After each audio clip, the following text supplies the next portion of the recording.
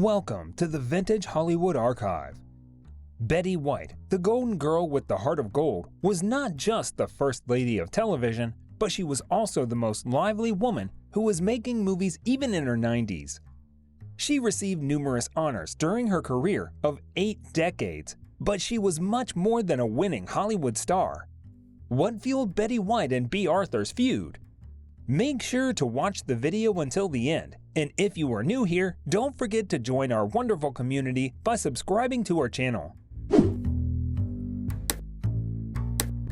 Just before the globe began to get ready for this year's 2022, we lost one of the United States national icons, Betty White. The American actress and comedian who lived to be 99 years old was frequently referred to as the First Lady of television. Breaking barriers as the first woman to navigate the media, White had one of the longest careers in television history. She was not only praised for her comedic acting skills from the beginning of television up until the 21st century, but also continued to be devout to her animal activism. If someone asks you to identify White's best role, it would be a simple task for you, because she portrayed every character so brilliantly. As the roguish Sue Ann Nevins of The Mary Tyler Moore Show, the innocent widow Rose Nyland of The Golden Girls, and the endearing but mischievous Elka Ostrovsky of Hot in Cleveland, she brought to life enduring characters for the small screen. Her upbeat manner, appealing smile, and sarcastic wit made her roles stand out. Her memorable film roles included a part in 2009 romantic comedy The Proposal. She also impressed the audiences as the host of several reality TV shows. Betty White, 100 Years Younger, a birthday celebration, a retrospective documentary was to be released in theaters as part of her celebration. The Los Angeles Times was informed by the producers that the movie will premiere as scheduled, but with a new title. In addition to becoming a television pioneer, Betty White also opened the path for many other women who aspired to succeed in this field. She was indeed a kind-hearted woman, but one of the things that come to mind with the name Betty White is her rivalry with B. Arthur. But do you really think a fun-loving, kind, and lively woman like Betty White could be great at rivalry? Watch this video till the end to know the actual facts behind this popular feud. White, who was born in Illinois in 1922, rose to fame as one of the country's first movie stars. Her mother, Tess Kurt White, was a traveling salesman and electrical engineer. She was an only child, and at the height of the Great Depression, her family relocated to Los Angeles. Betty White started her acting and modeling career in the late 1930s. Before she graduated from high school, the aspiring actor had appeared in various plays, but soon had to put her goals on hold. Why? Because the Second World War broke out.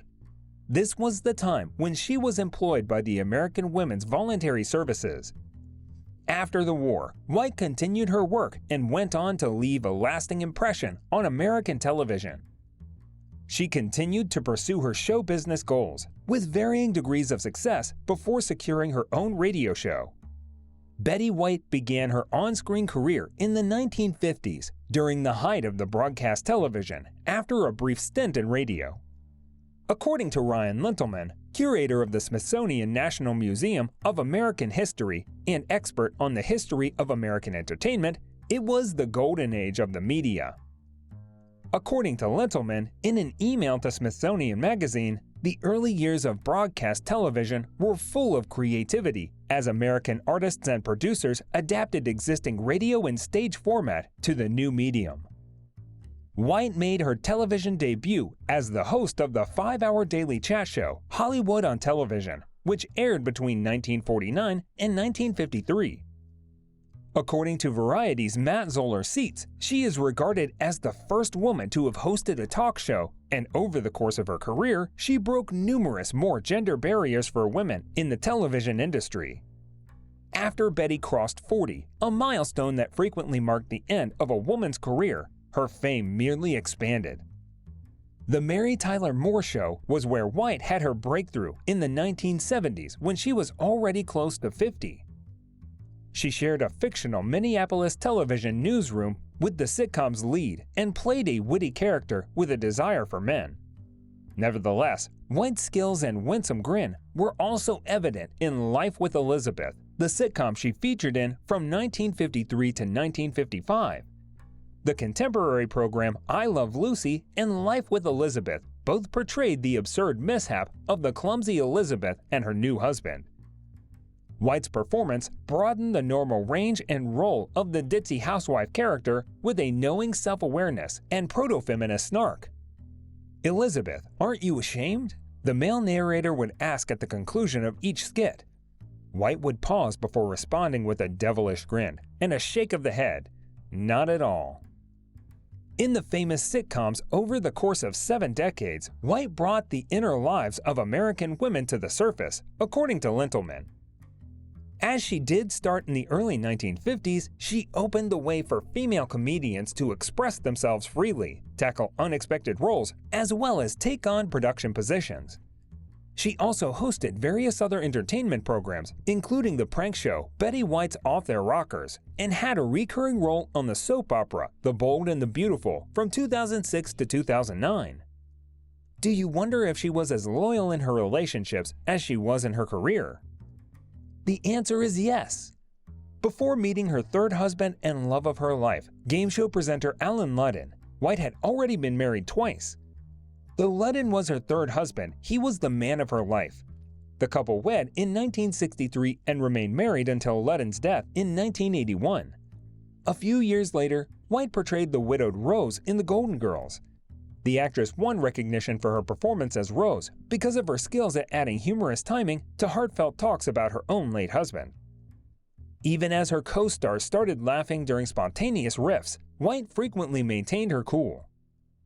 The sitcom portrayed 4 widows and divorcees as they dealt with contemporary difficulties, aging-related worries, and romantic relationships. The sitcom, which starred Bay Anderson, Betty White, Rue McClanahan, and Estelle Getty, gained popularity right away. The sitcom, which ran for just 7 seasons, has become legendary because of syndication and its strangely timely plot twists. The cast's friendship felt genuine, which also contributed to the show's appeal to viewers. However, the story behind the scenes was quite different. Every week, viewers invited the Emmy-winning actor inside their homes. Eventually, viewers discovered that a disagreement between 2 co-stars suggested they didn't appreciate one another's presence. Specifically, Bea Arthur did not like Betty White, despite the appearance of harmony throughout their time in front of the public. There is no doubt that both actors were engaged in the drama, but even Arthur's son acknowledges that Dorothy Zibernak, the substitute teacher, was not the most diplomatic person. According to Jim Calusi, author of The Golden Girls Forever, the unauthorized biography, Arthur comes from the old school of television writers Norman Lear, where sitcoms were filmed like stage plays and done with up-close reactions. Arthur was the former leader of All in the Family spin-off Maude. On the other hand, White attended the Mary Tyler Moore School, where each and every character moment is extremely subtle. Less offensive jokes are used. Rue McClanahan, Arthur's co-star, called her a really weird woman. Arthur was a complex character with many peculiarities. She hated wearing shoes so much that it was written into her contract that she might do so as long as she swore not to sue the producers if she got hurt. She hated chewing gum and birds as well. So how can you expect her to like Betty White? Arthur hated Betty White's practice of chit-chatting with the live audience in between takes since she wanted to stay focused and in character while either waiting or working backstage. Matthew Sachs, Arthur's son, revealed to Closer Weekly in 2017, Betty would often go out and smile and interact with the audience, physically going and making friends with them. This is lovely because many of them are fans and have traveled from all over the country. I don't think my mother liked that. It really is more about concentration or energy management. Basically, talking to fans in between takes is not the appropriate time. Betty was able to do it without being hampered, but my mother found it offensive. After Bea Arthur passed away, the final surviving member of the four stars before her death in January 2022, Betty White, finally spoke about their rivalry. She said, "She sometimes gives me a pain in the neck. It was my upbeat attitude, which occasionally incensed me. When I was joyful, Mom occasionally became angry." White's optimistic approach is legendary, but was the conflict between the two stars really just about discontentment? Sachs argued that White and Arthur had formerly been close friends. They commuted to work together because they lived close by. In fact, McClanahan said Arthur wouldn't accompany her to lunch without White's company in an old interview with Academy of Television Arts and Science. What then ultimately led to the gap between the two? Some people believe that White's Emmy victory may have caused jealousy. White was the first woman to win Outstanding Lead Actress in a comedy series in 1986, even though all of the women eventually won Emmys and were nominated. McClanahan's 2007 autobiography, My First Five Husbands and the Ones Who Got Away, states that Arthur was upset that White had won and apparently used a derogatory term about her. Who knows if the Golden Girls would have provided us with the more priceless moments if the actors had gotten along, especially since Arthur's displeasure with the show is said to have contributed to its abrupt ending.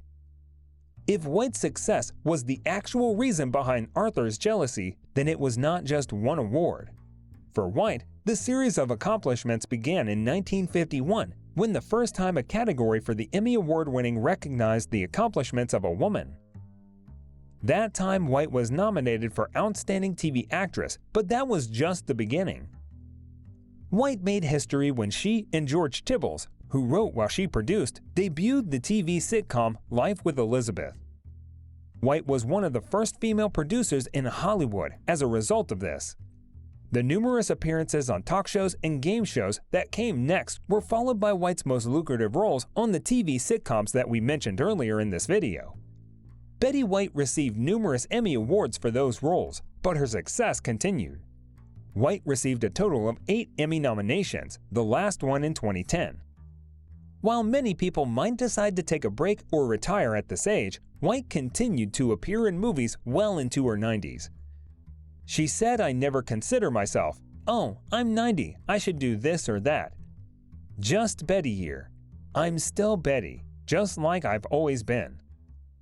When a reporter in 2018 asked her about the reasons why she doesn't want to be retired, her answer was, "I have to keep acting so I can afford to do my charity work." White had been called one of the kindest women in show business, in addition to receiving honors. But in 2010, she starred in the sitcom Hot in Cleveland alongside Valerie Bertinelli, Jane Leeves, and Wendy Malick, and her career took off once again.